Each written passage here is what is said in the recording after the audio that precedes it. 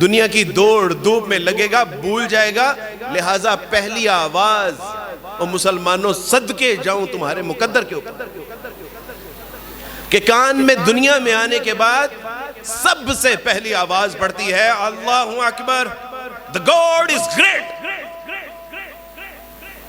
جان لو کہ اللہ سب سے بڑا ہے، تمام عظمتیں، تمام کبریائیں، تمام بلندیاں، تمام عروج، تمام عزتیں وہ تیرے رب کے لیے ہیں۔ اللہ اکبر، یاد رکھیں تیرے خاندان میں بھی اللہ اکبر ہونا چاہیے، تیرے مکان دکان میں بھی اللہ اکبر ہونا چاہیے، تیرے خاندان میں بھی اللہ اکبر ہونا چاہیے، تیری شادی بیاہ اور میتوں میں بھی اللہ اکبر ہونا چاہیے۔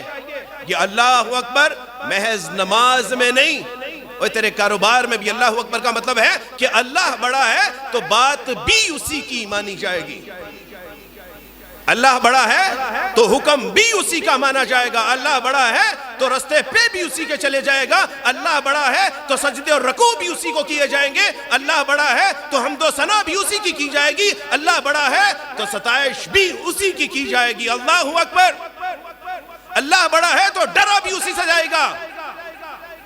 لیکن کیسی منافقت ہے کہ نماز میں کہتے ہیں اللہ اکبر، لیکن خوف دل میں امریکہ کا بیٹا ہوا، کہتے ہیں اللہ اکبر لیکن خوف دنیا کا بیٹا ہوا ہے، کہتے ہیں اللہ اکبر، خوف دل میں اداروں کا بیٹا ہوا ہے، کہتے ہیں اللہ اکبر، اور موت کا خوف دل میں بسائے ہیں۔ اقبال نے کہا تھا کہ براہیمی نظر پیدا مگر مشکل سے ہوتی ہے، ہوس چھپ چھپ کے سینوں میں بنا دیتی ہے تصویریں۔ وہ 360 لات منات عزا نائلہ یاغوث کے بت وہ محض خانہ کعبہ میں نہیں، آج ہمارے دلوں میں بھی۔ ہم نے سمجھا کہ وہ شاید خانہ کعبہ کے اندر جو 360 بت تھے شاید وہی بت ہے۔ اقبال کہتے ہیں کہ خوف کا بت بھی تیرے اندر ہے، موت کا بت بھی تیرے اندر ہے، پیسے کی حرص و ہوس کا بت بھی تیرے اندر ہے، دنیا کی لالچ کا بت بھی تیرے اندر ہے، خاندان کا خوف بھی تیرے اندر ہے، دنیا کا مال و متاع اس کا خوف کا بت بھی تو نے اپنے دل میں بٹھا رکھا ہے۔ دل بھی نہ بکر خدا سے طلب، اور چلے آنکھ کا نور دل کا نور نہیں۔ تو نے سمجھا کہ میں نماز میں کہتا ہوں اللہ اکبر اور میرے دائیں بائیں کوئی بت نہیں ہے، ذرا اپنے من میں تو دیکھ کہ کس کس کا بت تو نے اپنے دل میں بسا رکھا ہے۔ آج ایک امت کا کمزور طبقہ پس رہا ہے نا، ماؤں بہنوں بیٹیوں کی عزتیں لٹ رہی ہیں نا۔ میں نے اپنی اماں سے کہا کہ اماں اسلام قبول کر لیجئے، اماں نے کہا کہ اسلام عورت کے بارے میں کیا بتاتا ہے؟ میں نے کہا کہ اماں اسلام عورت کے بارے میں یہ بتاتا ہے کہ اگر مسلمان ماں بہن بیٹی کی عزت کے اوپر اگر ہاتھ ڈالا جائے گا تو مسلمانوں کے اوپر جہاد فرض ہو جائے۔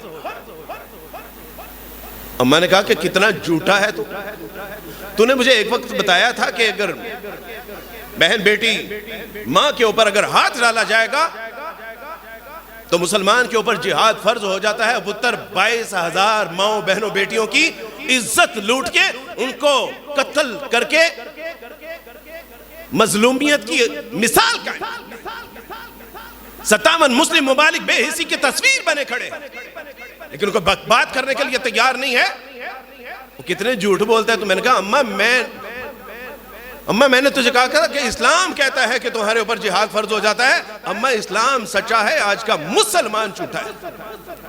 یہ ڈر گیا ہے اماں، یہ آج جہاد کا نام لیتا ہوا ڈرتا ہے۔ انہی مظلوموں کے لیے جب قرآن کہتا ہے وَمَا تُقَاتِلُونَ فِي سَبِيلِ اللَّهِ، کیا ہو گیا ہے کہ جب مظلوم عورتیں بچے بوڑھے پکارتے ہیں آؤ ہماری مدد کے لیے، یہ ظلم ستم سے نکالنے کے لیے، تو ہم موت کے ڈر سے اپنی آوازوں کو پست کر لیتے ہیں کہ آئیں گے اٹھا کے لے جائیں گے۔ اور اللہ سبحانہ وتعالیٰ نے بتا دیا کہ یہ موت کے خوف کا جو بت تمہارے اندر ہے قرآن تمہیں بتاتا ہے اَيْنَمَا تَكُونُوا يُدْرِكُكُمُ الْمَوْتِ، دیکھو جہاں کہیں بھی ہوگے موت تو تم کو آلے گی۔ وَلَوْ كُنْتُمْ فِي بَرُوجٍ مُشَيَّدَةٍ، چاہے اپنے آپ کو بند قلعوں کے اندر کیوں نہ محفوظ کر لو گے، موت تو تم کو آ کے رہے گی۔ کتنی بڑی نعمت اللہ سبحانہ و تعالیٰ نے اسلام کی عطا فرمائی، توحید کی عطا فرمائی، لیکن اس توحید کو چھوڑ کے جو چھوٹے چھوٹے بت اپنے دلوں میں بسا لیے. میرے دوست بھائیو، that's why اللہ سبحانہ و تعالیٰ says in the Quran فَبِأَيِّ آلَاءِ رَبِّكُمَا تُكَذِّبَانِ. یہ ناشکری نہیں ہے. ثُمَّ لَتُسْأَلُونَ يَوْمَئِذٍ عَنِ النَّعِيمِ. اس روز ہر اس نعمت کے بارے میں تم سے پوچھا جائے گا جو تمہیں عطا فرمائی گئی تھی. تمہیں انسان بنایا کس وقت، اور آخری بار ہم نے کب اللہ سبحانہ و تعالیٰ کے حضور اس بات کا شکر ادا کیا تھا کہ اللہ سبحانہ و تعالیٰ آپ نے ہمیں انسان بنا دیا. اللہ آپ کا شکریہ. اللہ آپ نے ہمیں مسلمان بنا دیا، آپ کا شکریہ. اللہ سبحانہ و تعالیٰ یقین ایمان عطا فرما دیا، قرآن عطا فرما دیا، رسول اللہ کا امتی بنا دیا. اس رسول کا امتی بنا دیا کہ جس کے بارے میں انبیاء علیہ السلام کہا کرتے تھے کہ اللہ سبحانہ و تعالیٰ اپنے آخری آنے والے نبی کی امت میں پیدا کیجئے گا. کیا ہم نے اللہ سبحانہ و تعالیٰ کو کوئی عرضی پیش کی تھی؟ لیکن اللہ سبحانہ و تعالیٰ نے پھر بھی پیدا کر دیا. میں نے کہا کہ اللہ سبحانہ و تعالیٰ جی آپ نے انسان بھی بنا دیا، مسلمان بھی بنا دیا، لیکن اللہ سبحانہ و تعالیٰ جی یہ کتاب تو اتنی مشکل ہے، سمجھ نہیں آتی. آپ نے قرآن جیسی نعمت بھی عطا فرما دی، لیکن ہم نے اس پہ بھی اللہ کی ناشکری کی. پڑھی ہوگی یہاں کہیں شیلف میں کتاب پڑھی ہوگی جو دنیا کی مظلوم ترین کتاب. آپ لوگ کاروباری، پڑھے لکھے، اسکول کالج یونیورسٹی اور انسٹیٹیوٹ سے تعلق ہے، مجھے بتائیے کہ اسکول کالج یونیورسٹی میں یا دنیا کی کوئی ایسی تہذیب کہ جہاں کوئی کتاب بغیر سمجھے پڑھی جاتی ہو؟ یہ دنیا کی مظلوم ترین کتاب کہ جس کو سال ہا سال کھولنے کی توفیق نہیں ملتی. ایک قاری صاحب، ایک مخیر شخص نے ان کی دعوت کی، اور دعوت کرنے کے بعد پورا سال ان کے ساتھ کلام ہی نہیں کیا. پوچھا کہ کیا بات ہے؟ ایک بار آپ نے افطاری پہ مدعو کیا تھا، اس دعوت کے بعد آپ نے مجھ سے کلام کرنا بھی مناسب نہیں سمجھا. What is this؟ اس نے کہا کہ دراصل معاملہ یہ ہے کہ آپ میرے گھر آئے تھے، افطاری کر کے جب گئے تو میرے گھر میں ایک خطیر رقم تھی جو غائب ہو. میں نے مناسب نہیں سمجھا کہ میں آپ کو بتاؤں کہ آپ نے میری رقم چرا لی ہے. اس نے کہا کہ آپ نے پورا سال قرآن نہیں پڑھا. What are you talking about؟ میں آپ سے کہہ رہا ہوں کہ آپ نے چوری کی ہے اور آپ مجھے جو ہے وہ دعوت قرآن دے رہے ہیں کہ میں نے قرآن نہیں پڑھا. کہا کہ معاملہ یہ ہے کہ آپ جب مجھے کمرے میں بٹھا کے فین آن کر کے اندر گئے تھے، اس پنکھے کی ہوا سے آپ کے پیسے اڑنا شروع ہو گئے تھے. میں نے ان کو پکڑ کے قرآن مجید میں رکھ دیا کہ آپ جب بھی قرآن کھولیں گے آپ کو آپ کی رقم مل جائے گی. ادھر سے قرآن نکالا تو اس میں جوں کی توں رقم پڑی ہوئی ہے. کہا مجھے افسوس اس بات کا نہیں ہے کہ آپ نے مجھ پہ الزام لگایا ہے، افسوس اس بات کا ہے کہ آپ نے پورا سال قرآن ہی کھول کر نہیں دیکھا. ایک عورت مسجد کے باہر بھیک مانگ رہی تھی. اس کے بیٹے کا دوست ملا، کہا کہ ماں جی آپ یہاں پر کیا کر رہی ہیں؟ کہا کہ بیٹا احمد جب سے باہر گیا ہے اس نے کچھ پیسے بھیجے نہیں ہیں، میں اکیلی ہوں، مانگ دانگ کے کام کر لیتی ہوں. کہا واقعی اس نے جب سے وہ امریکہ گیا ہے اس نے کوئی پیسے نہیں بھیجے؟ کہا کہ ہاں کوئی پیسہ نہیں بھیجا. کہا کہ اٹھیے گھر چھوڑ کے آتا ہوں. گھر گئے تو کہا کہ کچھ نہ کچھ تو بھیجا ہوگا. کہا کہ ایک رنگین کاغذ بھیجتا ہے، اس کو میں بیٹے کی نشانی سمجھ کے دیوار کے اوپر چسپاں کر دیتی ہوں. گھر جا کے دیکھا تو وہ دیوار کے اوپر رنگین کاغذ نہیں بلکہ لاکھوں روپے کے پے آرڈر تھے جو وہ ہر ماہ بیچتا تھا. لیکن چونکہ اس پے آرڈر کی سمجھ نہیں تھی اس لیے وہ اس کو محض رنگین کاغذ سمجھ رہی تھی اور خود بھیک مانگ کے اپنا گزر بسر کر رہی تھی. ہمارا معاملہ بھی بالکل ویسے ہی ہے. ہم نے سمجھا کہ یہ مقدس کتاب ہے، یہ بابرکت کتاب ہے، یہ جادو اور ٹونے بگانے والی کتاب ہے، یہ مردے کے پاس یاسین پڑھنے والی کتاب ہے، یہ 30واں 7واں 10واں 40واں اور سال بعد برسی پر تلاوت کرنے والی کتاب ہے. ہم نے کہا کہ شاید یہ تو محض آسیب اور جادو ختم کرنے والی کتاب ہے. ہمیں پتہ ہی نہیں چلا کہ یہ تو وہ کتاب تھی کہ جو ذلت اور رسوائیوں سے نکالنے کے لیے آئی تھی.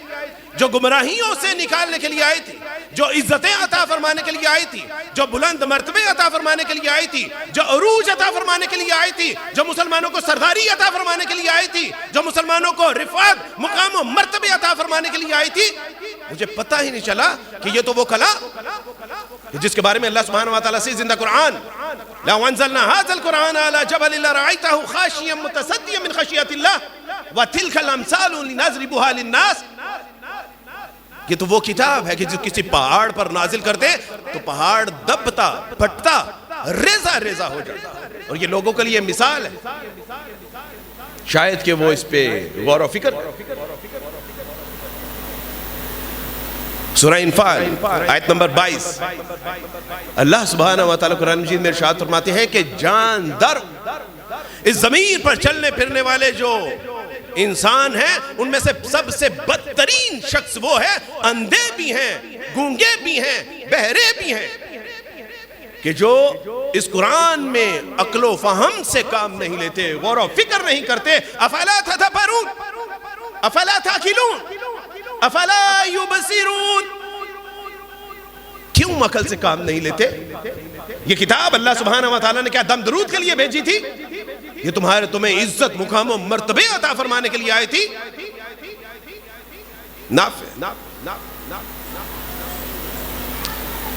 عمر فاروق رضی اللہ تعالیٰ عنہ کا استقبال کرنے کے لیے مکہ کی سرحد پر پہنچتے ہیں تو کہا کہ میرا استقبال کرنے کے لیے آپ مکہ کی سرحد پر پہنچ گئے، امت کو کس کے حوالے کر کے آئے ہو؟ اپنی قوم کے لوگوں کو. کہا کہ عبد الرحمن ابن ابزہ رضی اللہ تعالیٰ عنہ. کہا کہ یہ کون؟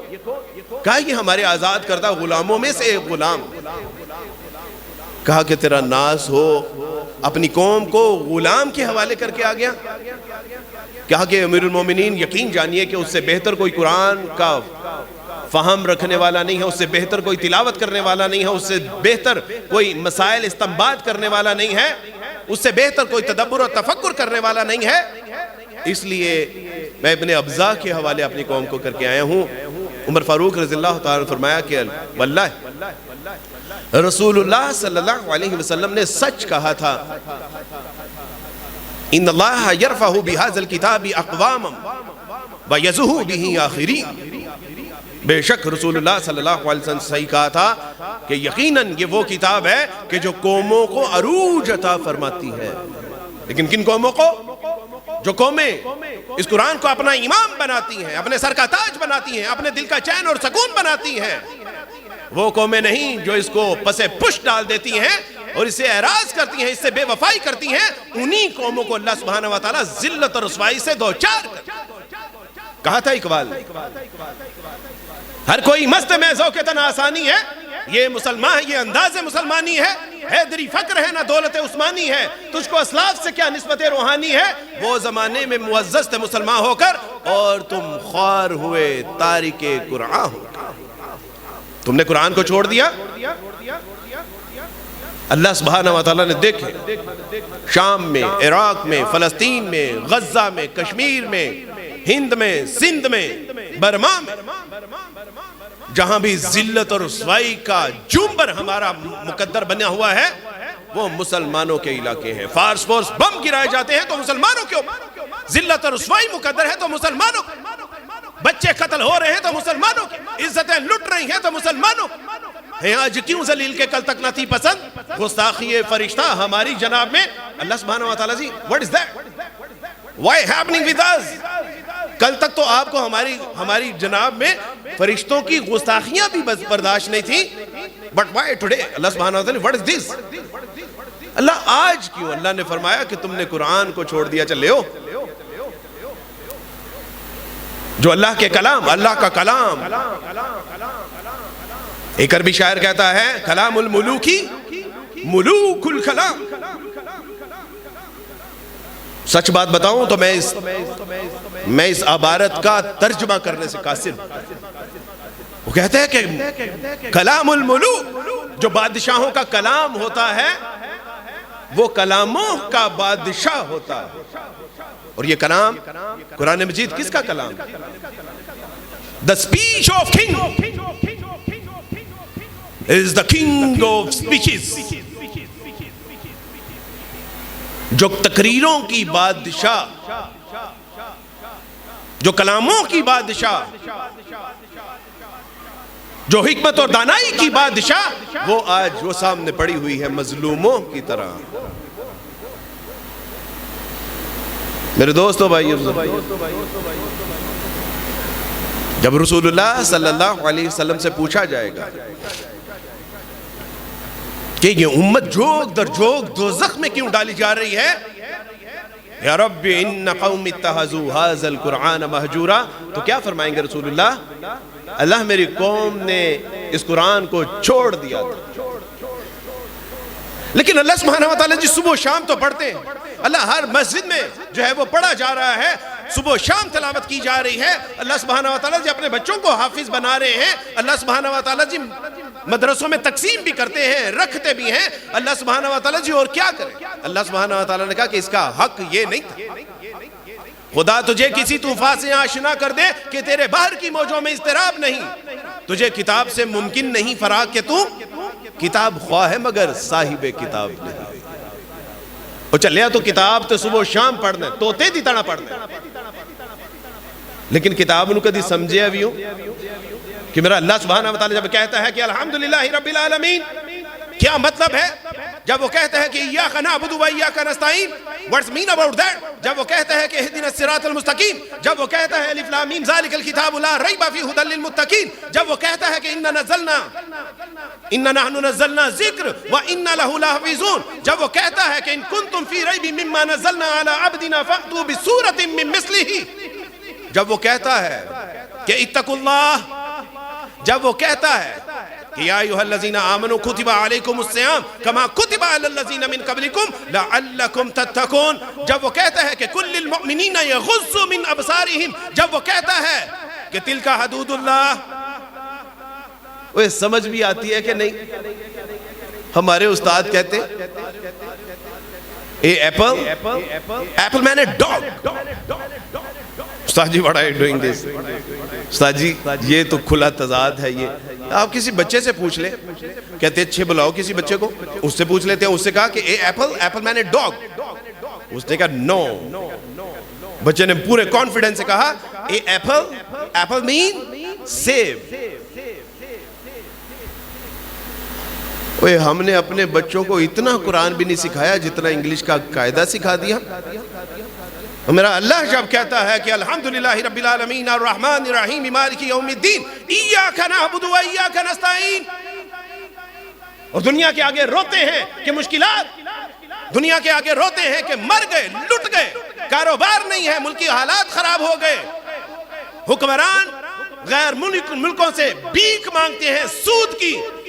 اللہ سبحانہ وتعالیٰ تو ہمیں یہ بتا رہے ہیں وہ چلیا آخ کہ اللہ جی میں تواڈی عبادت کرنا وا اور تواڈے کولوں ہی مدد مانگنا وا، اور جب تو عبادت کرتا ہے اسی سے مدد مانگتا ہے تو فضائے بدر پیدا کر فرشتے تیری نصرت کو اتر سکتے ہیں گردوں سے۔ قطار اندر قطار ربی، یہ وہی رب ہے جو موسیٰ علیہ السلام کے لیے سمندر کو الگ کر دیتا ہے، یہ وہی رب ہے جو من و سلوہ نازل کرتا تھا، یہ وہی رب ہے جو نافرمان قوم کے اوپر بادلوں کو سائبان کی طرح بنا دیتا تھا، یہ وہی رب ہے کہ جو مسیح علیہ السلام کو بغیر باپ کے پیدا کرتا ہے، یہ وہی رب ہے کہ جس نے ابراہیم کے لیے آگ کو گل و گلزار کر دیا، یہ وہی رب ہے کہ جس کے حکم سے محمد نے انگلی کا اشارہ کیا تو جان چاند کے دو ٹکڑے ہو گئے، یہ وہی رب ہے جو یوسف کو کنویں سے نکال کے تخت پر بٹھا دیتا ہے۔ تو کیا آج اللہ سبحانہ وتعالیٰ وہ نہیں ہے جو پہلے تھے؟ کیا اللہ سبحانہ وتعالیٰ وہ نہیں ہے کہ جو 313 کو 1000 کے اوپر غلبہ عطا فرما دیتے ہیں؟ کیا اللہ وہی نہیں ہے کہ جس نے قرآن کی آیت نازل کی ہے کم من فیۃ قلیلۃ غلبت فیۃ کثیرۃ باذن اللہ؟ وہ جو چھوٹی چھوٹی گروہوں کو، چھوٹی چھوٹی جماعتوں کو بڑی بڑی جماعتوں کے اوپر غالب کر دیتا ہے، تو وہ آج کیوں نہیں کر سکتا؟ فضائے بدر پیدا کر فرشتے تیری نصرت کو اتر سکتے ہیں گردوں سے، قطار اندر قطار ربی۔ وہ چلیا وہ ایمان تو پیدا کر، وہ یقین تو پیدا کر، وہ ایقان تو پیدا کر۔ میری مائیں، بہنیں، بیٹیاں اور پتر کان کھول کے سن لے،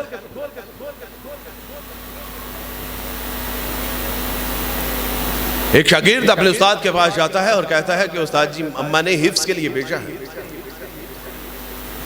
کہا کہ ابا ہیں؟ کہا نہیں یتیم. کہا کہ اچھا اس وقت سے اس وقت تک آنا ہے، مسجد کی خدمت بھی کرنی ہے، صفائی ستھرائی بھی کرنی ہے. استاد جی اماں نے کہا تھا کہ استاد کی ہر بات ماننی. کہا کہ پڑھو اعوذ باللہ من الشیطان الرجیم. کہا کہ استاد جی آتی ہے. کہا کہ بسم اللہ آتی ہے. استاد جی آتی ہے. کہا کہ سورہ فاتحہ پڑھو الحمدللہ. استاد جی پوری آتی ہے. کہا کہ الف لام میم سے شروع کرتے ہیں، الف لام میم ذالک الکتاب لا ریب فیہ ھدی للمتقین. کہا کہ استاد جی اینڈ تک آتی ہے. کہا سورہ آل عمران. استاد جی آتی ہے. سورہ نساء. استاد جی آتی ہے. سورہ مائدہ. استاد جی آتی ہے. کہا تو آخنا ہے کہ میں قرآن حفظ کرن آیا تو کنیاں صورتیں آندی ہیں؟ استاد جی 17 صورتیں حفظ ہیں. تو کہا کہ جو تو 17 صورتیں حفظ کیتیاں نے باقی دیاں صورتیں بھی وہ تو حفظ کر لیندہ. کہا کہ استاد جی میری ماں کو آتی ہی 17 تھی، وہ اس نے مجھے گھر سے حفظ کرا کر بھیجی ہے.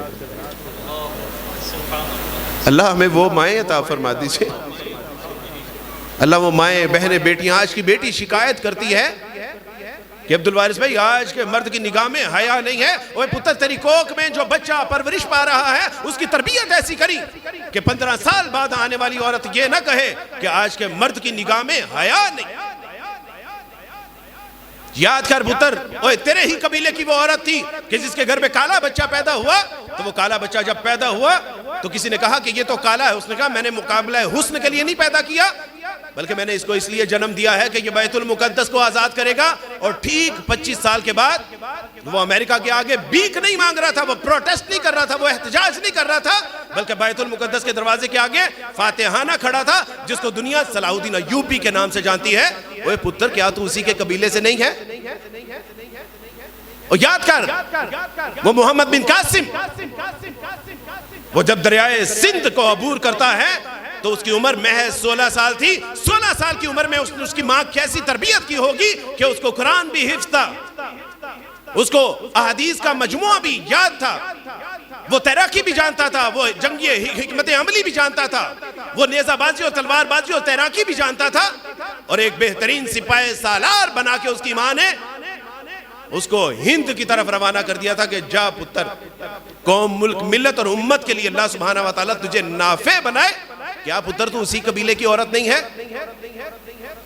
کیا تو اسی قبیلے سے نہیں ہے کہ جب ایک ماں کا بچہ نابینا کر دیا گیا اور اس نے کہا کہ اللہ سبحانہ وتعالی پہلے تو نے میرا شوہر لے لیا، میں نے اپنے بچے کو تیری راہ میں وقف کر دیا، میں نے صبر کیا، اب تو نے میرے بچے کی نابینائی لے لی، اللہ مجھے زمانے کے رحم و کرم پہ چھوڑیے گا نہیں. وہ روئی گڑ گڑائی، اپنے مسلح کو آنسوؤں سے بھگو دی، آہوں سسکیوں سے، آوزاری کے ساتھ، گریازاری کے ساتھ، رونے دونے کے ساتھ اتنا اللہ کے آگے احتجاج کیا. اللہ سبحانہ وتعالیٰ نے ابراہیم علیہ السلام کو خواب میں بھیجا کہ ابراہیم جائیے اور میری بندی سے کہیے کہ اب محض تیرے بیٹے کو ظاہری بینائی نہیں بلکہ باطنی بینائی بھی ملے گی، اور اب وہ زمانے کے لیے محض امام نہیں بلکہ امام المحدثین بنے گا، جس کو دنیا آج امام بخاری کے نام سے جانتی ہے. او بیٹا تو اسی کے قبیلے کی نہیں ہے؟ بیٹا تیرے شب و روز تو کچن میں گزرتے ہیں. کہ اللہ سبحانہ وتعالیٰ نے اسلام کچن میں اپنے آپ کو مصروف رکھنے کے لیے نازل فرمایا تھا.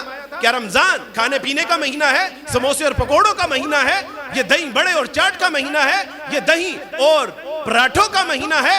اور پتر یہ تو بھوکا رہنے کا مہینہ تھا. یہ بھوک اور پیاس کے ساتھ شدت احساس پیدا کرنے کا مہینہ تھا. یہ احساس اور درگزر کا مہینہ تھا.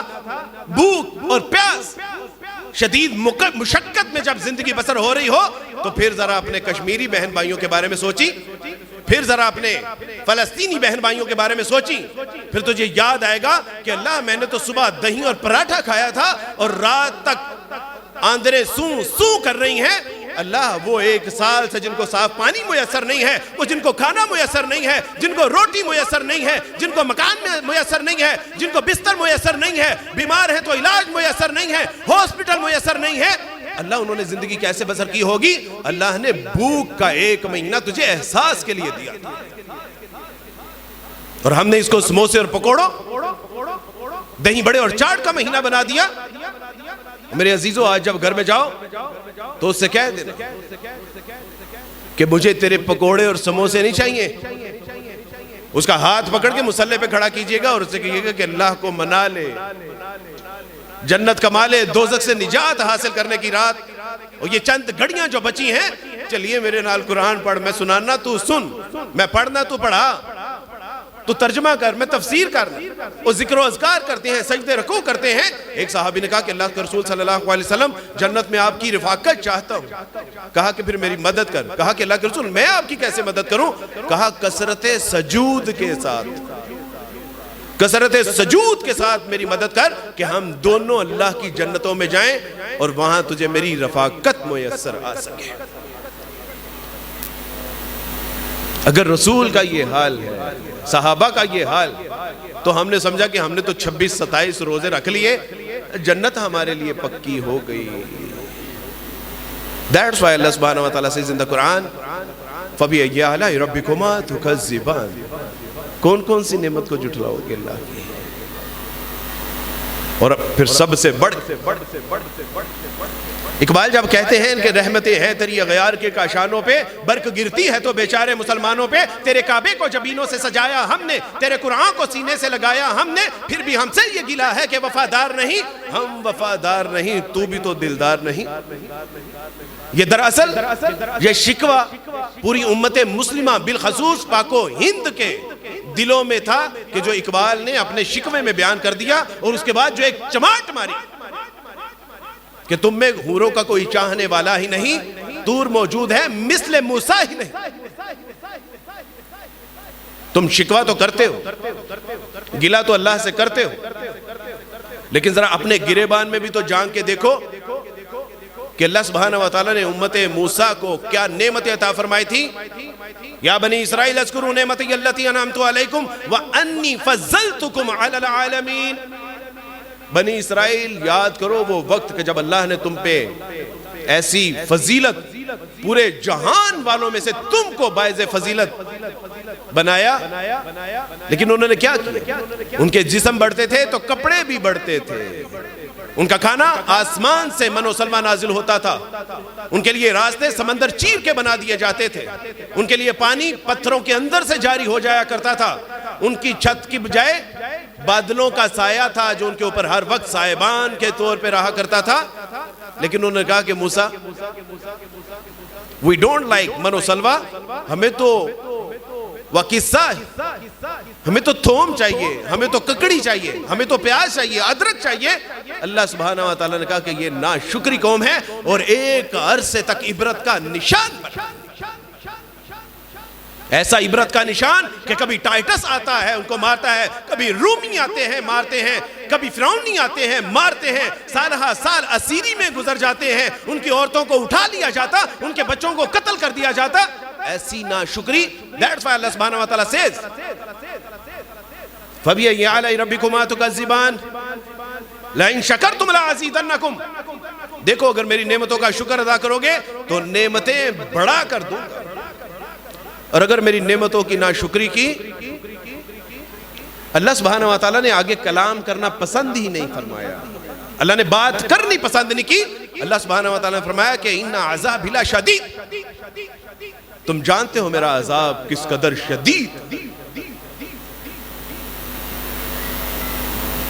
استاد جی سے کہا کہ استاد جی رمضان آ رہا ہے تو نصیحت فرما دیجیے۔ استاد جی نے کہا مزدور کا خیال کری۔ میں نے کہا استاد جی آفس ٹائمنگ جو ہے وہ 9 to 5 تھی، اب 10 سے 4 کر دی ہے، 2 گھنٹے کی ریلیکسیشن۔ استاد جی نے کہا کہ نہیں، وہ اس مزدور کی بات نہیں کر رہا، اس مزدور کی بات کر رہا ہوں جو ایک بار تیرے گھر میں آئی تھی اور اس کے بعد پھر کبھی چھٹی پر نہیں گئی۔ وہ اللہ کی بندی بھی دراصل مجھ سے اور آپ سے ڈرتی، اس کے دل میں میرا اور آپ کا خوف ہے کہ اگر میاں صاحب کا زبان کا چسکا پورا نہ ہوا تو ننگی اور گندی گالیاں نکالیں گے، اس لیے وہ بیچاری سموسے اور پکوڑے کے چکر میں وہ قبولیت کے اوقات کچن میں گزارتی۔ اور آپ یاد رکھیے گا کہ اگر زبان کی چسکوں کے لیے ہم نے اپنی بیویوں کو، اپنی بیٹیوں کو، اپنے ماؤں کو کچن کی زینت بنا دیا اور انہوں نے یہ قیمتی اوقات کچن میں گزارے، تو ہمارے گھروں میں شاہ رخ خان، سلمان خان اور باورچی تو پیدا ہو سکتے ہیں، ناچ گانے والے تو پیدا ہو سکتے ہیں، صلاح الدین ایوبی، محمد بن قاسم اور طارق بن زیاد کی توقع نہ